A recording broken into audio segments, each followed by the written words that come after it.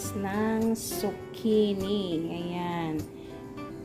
Diba, ang lalaki niya, oh, giant talaga ito, oh, super laki. Kita nyo guys. Ay, grabe, ang laki niya, oh. Ayan, magigisa tayo niyan guys.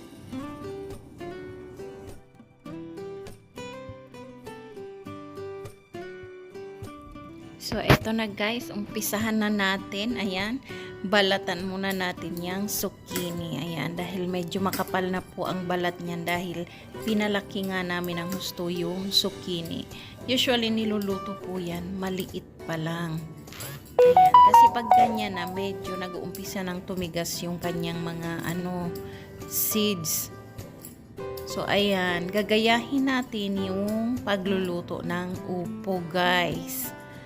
Ayan, so pinalaki namin ang husto yung zucchini para maging upo. Ayan, so binalatan ko na guys. Ayan. Tanggalin natin yung sa ulo niya. Ayan, hiwain natin yan. Ayan guys. Ganyan na siya. So, ayan, syempre hugasan muna yan guys. Ayan, nabalatan ko na lahat. Syempre hinugasan ko muna siya. Ngayon, hiwain na po natin. Ayan. Pag-aapatin ko yan. Ayan, pagkahiwa, tatanggalin po natin yung nasa loob dahil medyo matigas na yung kanyang mga buto.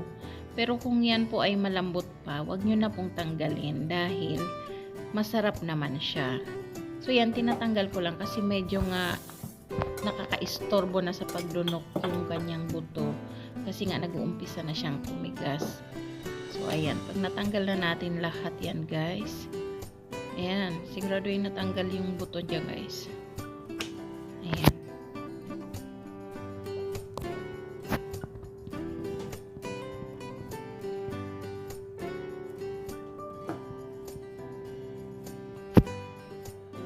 Ayan, ngayon naman guys, hiwain natin sa gitna.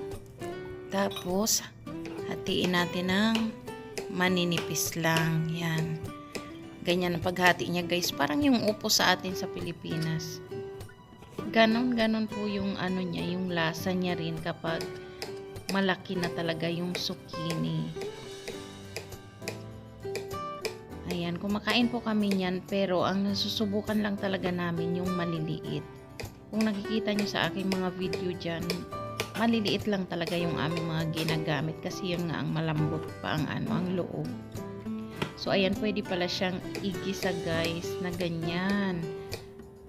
Ayan, so, bali pangalawang beses ko siyang matitikman. Una, yung natikman ko doon sa kaibigan ko. Kasi nagluto siya ng ganyan. Nakakita siya doon sa garden namin sa mountain. Kinuha niya guys. Iginisa niya ngayon. So, pagdating namin yun ang aming ulam. Ay, sabi ko para siyang para siyang upo. Sabi ko, sige ako nga. Magigisa rin ako. So, ayan na guys. O, nahiwa ko na siya lahat.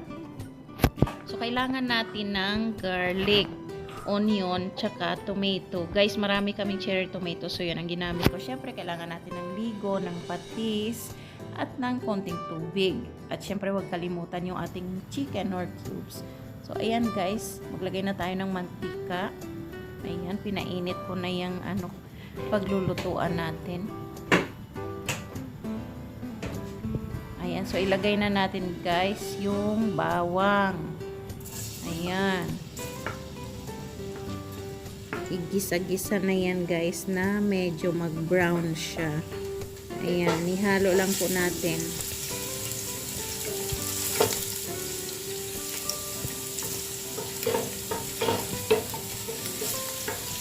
Halo lang hanggang sa mag-umpisa siyang mag-brown. Ayan. Habang kapag pag medyo nagba-brown guys.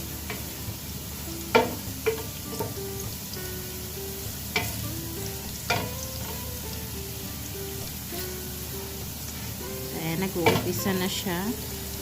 I-ready na natin yung ating sibuyas guys. Ayan, ilagay natin yung sibuyas.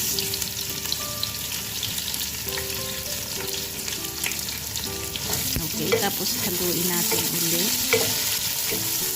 ihalo lang. Ayan, hindi nyo kailangang palambutin ng gusto ang sibuyas guys.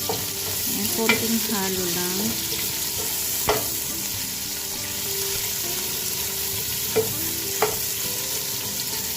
Ayan, pagkahalo natin guys, isunod naman natin yung ating cherry tomato.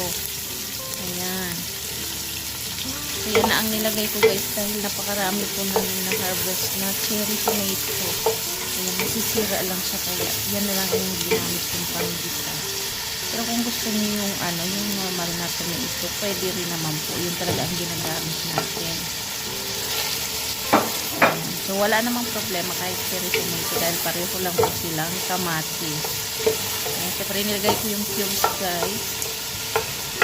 Ihalo-halo na natin yan. Ayan, kailangan maigisa siya ng maayos.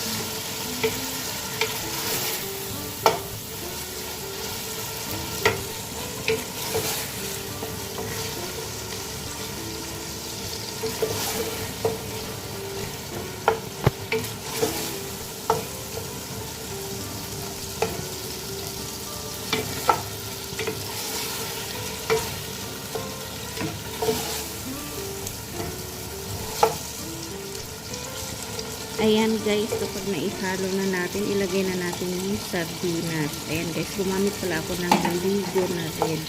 Maanghang po yan, pero hindi naman masyado. So, dalawa ang aking nilagay guys.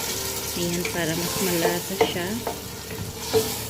Ayan, ihalo-halo natin guys, para mawala-wala yung lansa ng sardinas. So, kailangan nating igisa-gisa yan. Ayan, pagkahalo natin, isunod na natin ilagay yung ating zucchini. Ayan guys, di ba mukha siyang upo? Ayan ang aming upo dito. So kahit wala tayong upo, meron na tayong pampalit dahil dyan sa kusa. Ayan. Kusa nga po pala ang tawag niyan dito sa Lebanon. Ayan, sa English, zucchini. So, ayan, ihalo-halo na natin siya, guys. Ayan, sigurado yung maihalo lahat. Para mas mag-absorb yung lasa ng sardinas, guys. Ayan, pagkahalo natin, syempre, lalagyan natin siya ng pampalasa, guys.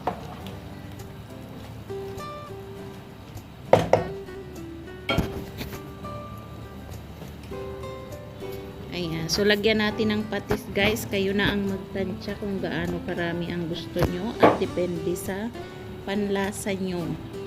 Ayan. So, lagyan natin ng konting tubig. Ihalo natin lang. Ihalo saglit. Tapos, syempre, huwag nyong kalimutan guys. Lagyan ng konting chili powder. Ayan. Nasa sa inyo po kung gusto nyong lagyan ha. Kung ayaw nyo, pwede naman po skip nyo na yung part na yan. Ayan. So, halo-haloin natin guys. Halo-halo lang.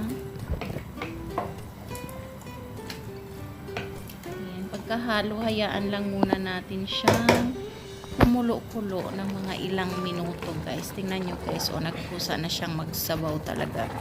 Konti lang yung nilagay natin. Ayan, kailangan lang kulo-kuloin siya para lumabas yung sarili niyang sauce. Ayan, hayaan lang muna natin siyang magkulo-kulo ng ilang minuto guys para lumambot-lambot yung kanyang gulay.